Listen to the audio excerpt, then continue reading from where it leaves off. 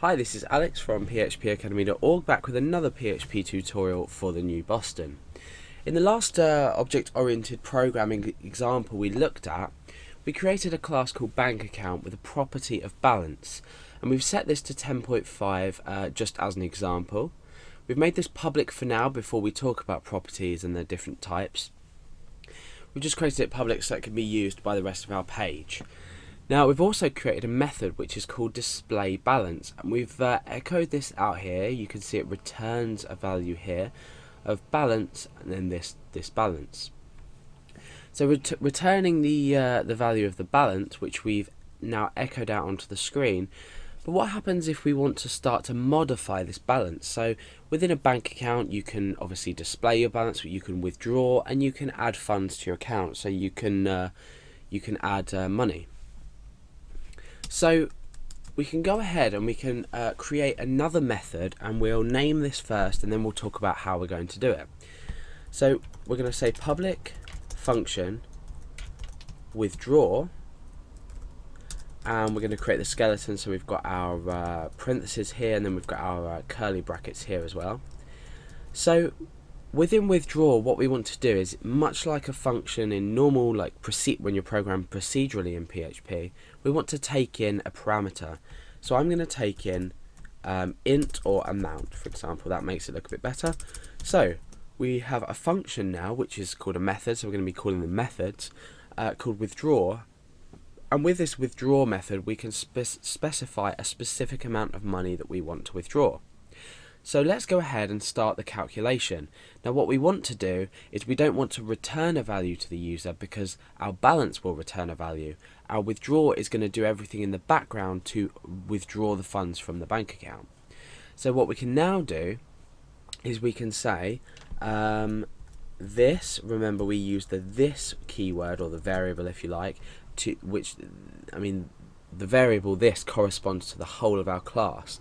So we're saying this balance, so we're picking up the variable here much like we did in this part here, and then we're saying equals this balance. Now this is equivalent, and then we say minus the amount. So we're taking the parameter that we've fed in, or the argument that we've fed in, the argument here, and we're minusing, so we're using the minus mathematical or arithmetic operator here to minus the amount that we specify.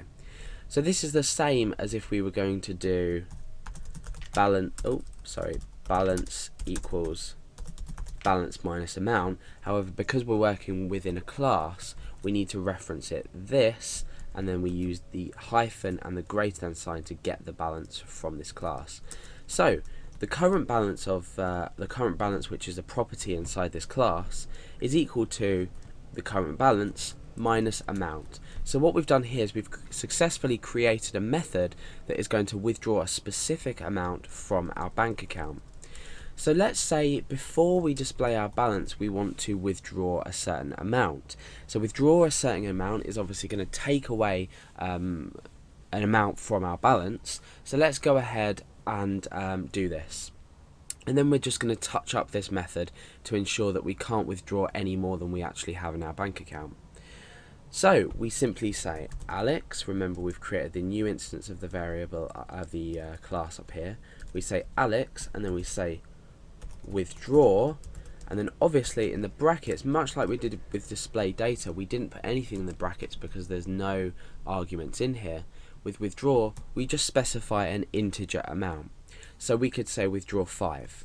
So if we want to withdraw £5, we withdraw it. What this will do is it will take away 5 from the property balance, and then it will echo out our balance, so we're displaying our balance. So let's just go ahead and comment this so we know what we're doing. New instance of class. Then what we're doing is withdrawing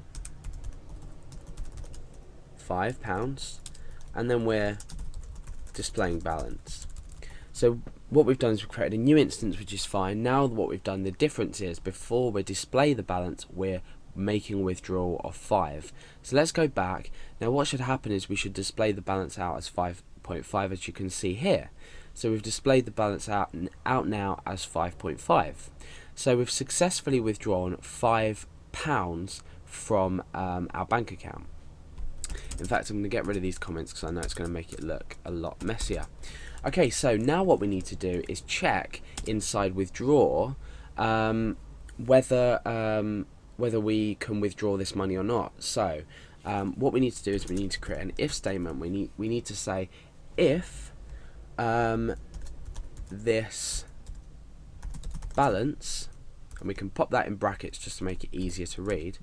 If this balance is smaller than the amount, so if our balance is smaller than the amount we're trying to withdraw, then oh no, sorry, we need to say echo something. Otherwise, we can make the deduction from our bank account. Okay, so in here we can just say echo, or we can even throw a new exception, but we'll deal. I have tutorials on throwing exceptions, so you can take a look at that. So we've got just echo not enough funds, or money, we'll say, to keep things simple. So let's go back and refresh, and we can see that that's absolutely fine. Now let's try and withdraw £12. So let's go down. So we're going to say withdraw £12. Now what we should do is get the error message, not enough money, and then it's still displaying our balance because we've specified displaying our balance down here. So not enough money. Now we can create this error in many different ways. However, for now I'm just going to echo this out just to keep things simple. So what we've done in this tutorial, let's just briefly recap. We have created a new method called withdraw, and we've allowed the user to withdraw a certain amount of money from their bank account using this amount argument. We're checking if there's enough money in the account first of all, otherwise we're deducting the balance from the balance property, or the amount withdrawn from the balance property. And we're doing this by calling the method here, which is reference to the new instance of the bank account class that's named Alex.